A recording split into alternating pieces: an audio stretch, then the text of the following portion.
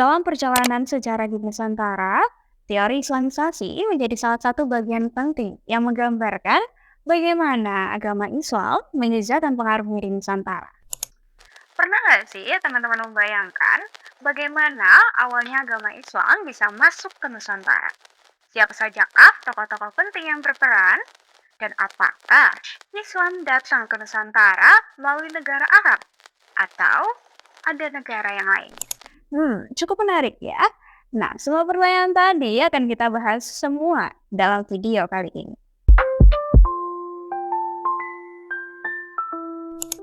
Menurut Marwati Jonet Pusponegoro dan Nugroho Noto Susanto, dalam bukunya yang berjudul Sejarah Nasional Indonesia Jilid 3, menyatakan Islamisasi di Nusantara mencakup berbagai teori yang menjelaskan bagaimana Islam pertama kali diperkenalkan dan diterima di Nusantara.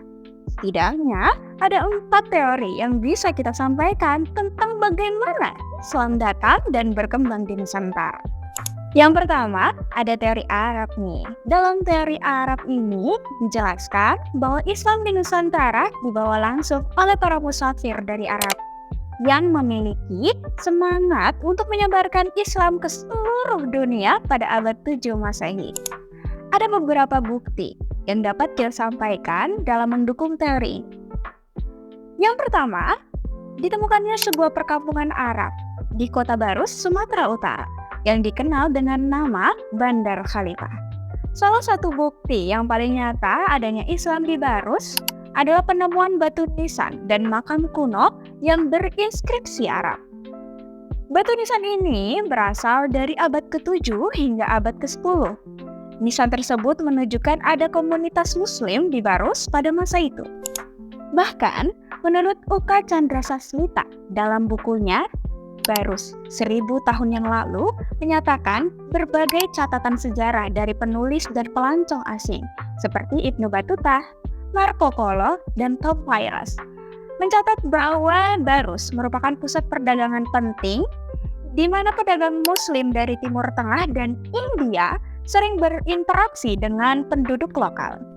Marco Polo yang menyebutkan dalam buku catatannya The Travel of Marco Polo bahwa pada saat persinggahannya di Pasai pada tahun 692 Hijriah atau tahun 1292 Masehi telah banyak orang Arab yang menyebarkan Islam. Ini menunjukkan bahwa pada saat itu Islam sudah mulai menyebar di wilayah tersebut. Bukti lainnya adalah di Kerajaan Samudra Pasai. Mazhab yang dikenal di sana adalah mazhab Syafi'i.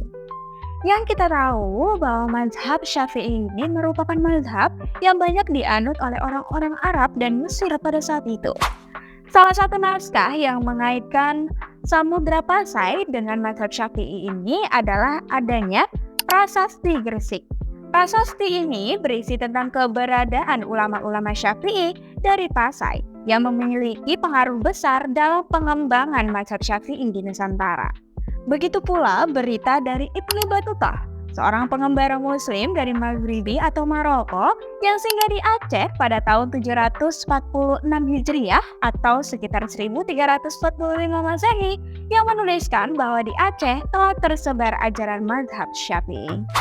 Dan yang terakhir, adanya peninggalan tertua dari kaum muslimin yang ditemukan di Nusantara yang terdapat di Gresik, Jawa Timur. Temuan apa ya kira-kira? Jadi penasaran. Temuan ini berupa komplek makam Islam, yang salah satu di antaranya adalah makam seorang muslimah binti Maimun. Pada makamnya tertulis angka tahun 475 Hijriah atau sekitar 1082 Masehi, yaitu bertepatan dengan zaman pemerintahan Kerajaan Singasari. Wow, lama banget ya. Diperkirakan makam-makam ini bukan dari penduduk asli, melainkan makam dari para pedagang Arab. Makam Fatimah binti Maimun ini memberikan bukti arkeologis bahwa Islam telah hadir di tanah Jawa sejak abad ke-11 Masehi, jauh sebelum periode Wali Songo yang terkenal pada abad ke-15 Masehi. Teori Arab ini dipelopori oleh sebagian sejarawan seperti Crawford Naiman, dan juga beberapa sejarawan Indonesia seperti Hashmi, Al-Atos, Buya Hamka, dan Mughta Ali. Buya Hamka dalam bukunya yaitu Sejarah Umat Islam tahun 1960 menyatakan bahwa para pedagang Arab adalah kelompok pertama yang masuk ke Nusantara untuk menyebarkan Islam. Mereka datang melalui jalur perdagangan maritim yang menghubungkan antara Timur Tengah dengan Asia Tenggara. Dalam buku yang berjudul Api Sejarah, karya dari Ahmad Mansur Suryanegara, Hamka menyimpulkan bahwa Islam masuk ke Nusantara berasal dari daerah asalnya, yaitu Arab. Apa sudah cukup untuk membuktikan Islam datang ke Nusantara dengan teori Arab ini? Masih penasaran ya? Tentu saja, mari kita lanjut ke teori berikutnya. Teori selanjutnya yaitu teori Gujarat. Teori ini mengatakan bahwa proses kedatangan Islam ke Nusantara berasal dari Gujarat, yaitu pada abad ke-7 Hijriah atau sekitar abad ke-13 Masehi. Teman-teman pada tahu nggak sih Gujarat itu berasal dari mana?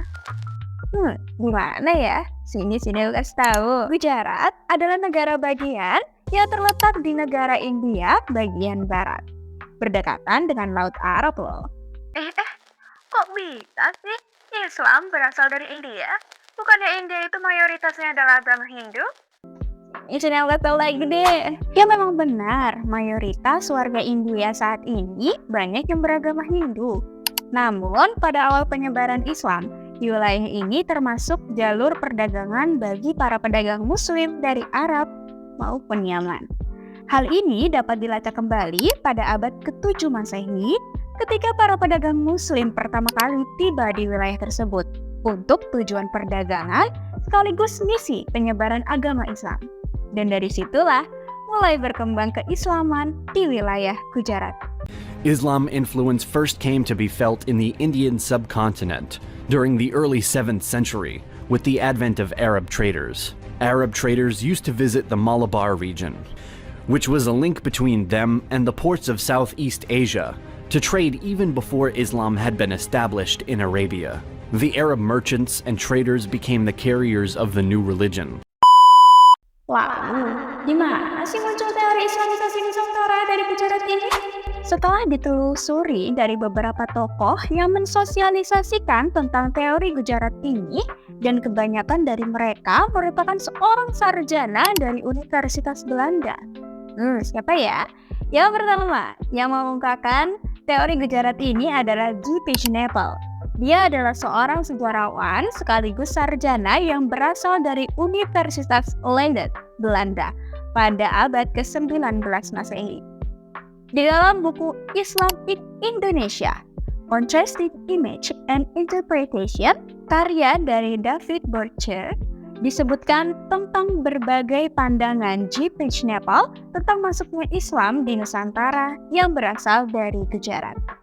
Menurutnya, orang-orang Arab yang bermadzhab Syafi'i telah bermukim di wilayah Gujarat dan Malabar sejak awal Hijriah atau sekitar abad ke-7 Masehi. Namun, yang menyebarkan Islam ke Nusantara menurut Schnepel bukanlah dari orang Arab langsung, melainkan dari pedagang Gujarat yang telah masuk Islam dan berdagang ke dunia timur, termasuk Nusantara.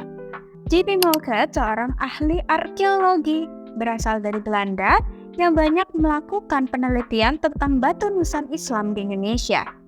Ia berpendapat bahwa beberapa batu nisan tersebut kemungkinan diimpor langsung dari Gujarat, India.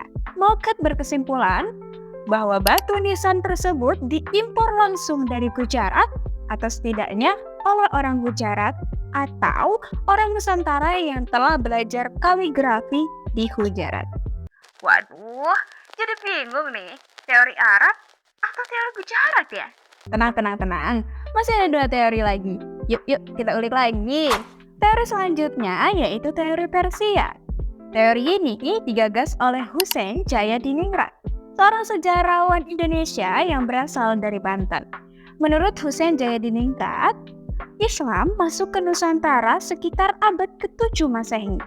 Teori ini memfokuskan tinjauannya kepada sosiokultural atau tentang budaya dan tradisi di kalangan masyarakat Islam Indonesia yang memiliki kesamaan dengan Persia. Tapi teori ini ternyata mendapatkan banyak kritikan saat diadakan seminar mengenai masuk dan berkembangnya Islam di Nusantara yang diselenggarakan di Medan pada tahun 1963 Masehi. Kritikan itu muncul dari Dahlan Mansur, Abu Bakar Aceh, Saifuddin Zuhri, dan juga Buya Hamka. Loh, kok bisa sih dapat penolakan? Nih aku tahu. Ternyata penolakan ini didasarkan pada lemahnya teori masuknya Islam di Nusantara yang berasal dari Persia pada abad ke-7 Masehi. Padahal kalau kita telusuri lagi pada abad ke-7 Masehi, kekuasaan Islam di Timur Tengah masih dalam genggaman dinasti Umayyah yang berada di Damaskus, Baghdad, Mekah, dan Madinah. Sedangkan Persia Iran saat itu belum menduduki kepemimpinan dunia Islam. Oleh karena itu, tidak memungkinkan bagi para ulama-ulama Persia untuk menyokong penyebaran Islam secara besar-besaran di Nusantara. Loh, terus apa dong yang membuktikan teori ini? Ada beberapa alasan yang mendasari dari teori ini. Yang pertama, yaitu dengan adanya perayaan Tabut di beberapa tempat di Nusantara. Perayaan Tabut merupakan salah satu aspek budaya yang sering disebut sebagai bukti adanya pengaruh Persia dalam proses Islamisasi di wilayah tersebut. Dalam peringatan 10 Muharram atau Asyura merupakan hari diperingatinya wafat Husain pada peristiwa Karbala. Di antara wilayah yang sama-sama melakukan tradisi tersebut, yakni di Jawa dan juga di Aceh, peringatan ini sering ditandai dengan pembuatan bubur Asyura. Enak tuh kayaknya, tapi nggak tahu sih. Yang kedua, berkembangnya ajaran Syekh Siti Jenar pada zaman penyebaran Islam yang dibawa oleh Wali Songo. Ada kesamaan dengan ajaran Sufi Al-Hallaj dari Iran Persia. Ternyata, ada pengaruh Sufisme Persia terhadap beberapa ajaran Islam atau Sufisme di Nusantara. Contohnya, ajaran Manunggaling Kawula Gusti yang disampaikan oleh Syekh Siti Jenar. Menurut Husain Jayadiningrat, ajaran ini merupakan sebuah ajaran yang mendapat pengaruh dari Widatul Wujud yang dibawa oleh Al-Hallaj. Sehingga dengan bukti ini bisa memperkuat teori Islamisasi dari Persia. Oke, sudah ya. Mau tambah lagi nggak? Tambah dong. Yang selanjutnya adalah teori Cina. Cina yang terkenal dengan negara komunisnya juga mempunyai peran dalam penyebaran Islam di Nusantara. Sebab ajaran Islam berkembang di Cina pada masa dinasti Tang, dibawa oleh panglima muslim dari kekhalifahan di Madinah semasa era Khalifah Utsman bin Affan, yaitu sahabat mulia Sa'ad bin Abi Waqqas. Ada beberapa bukti yang menjadi pendukung bahwa orang-orang Cina juga berkontribusi besar dalam penyebaran Islam di Nusantara. Yang pertama, Raden Patah, yaitu Raja Demak yang merupakan keturunan Tiongkok. Sejarah Babat Tanah Jawi yang menyebutkan bahwa Raden Patah adalah anak dari seorang pangeran Tiongkok yang bernama Jingun atau Cekkopo yang menikah dengan putri dari kerajaan Majapahit. Yang kedua, penulisan gelar raja-raja di Demak dengan istilah Cina. Di dalam buku Java in the 14th Century, karya Privet memuat informasi tentang Jawa, termasuk pengaruh kebudayaan Cina dan bagaimana hal itu mempengaruhi penamaan dan gelar di kalangan kerajaan-kerajaan Jawa.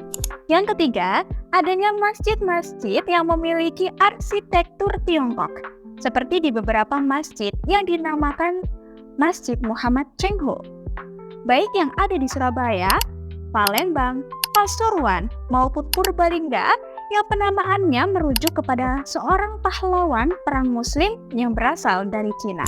Nah, teman-teman, itulah penjelasan mengenai beberapa teori tentang masuknya Islam di Nusantara. Keempat teori ini menunjukkan bahwa proses Islamisasi di Nusantara adalah hasil dari interaksi lintas budaya dan perdagangan yang dinamis antara Gujarat, Persia, Arab, dan juga Cina. Demikianlah penjelasan singkat dari kami. Semoga penjelasan ini dapat memberikan wawasan yang lebih mendalam lagi mengenai sejarah penyebaran Islam di Nusantara. Jangan lupa untuk like, subscribe, dan tekan tombol notifikasi untuk mendapatkan informasi yang menarik lainnya. Tinggalkan komentar jika Anda memiliki pertanyaan atau mungkin topik lain yang ingin dibahas. Sampai jumpa di video selanjutnya. Bye! Bukannya India itu mayoritasnya adalah agama Hindu? Sini aku tahu lagi deh. Udah.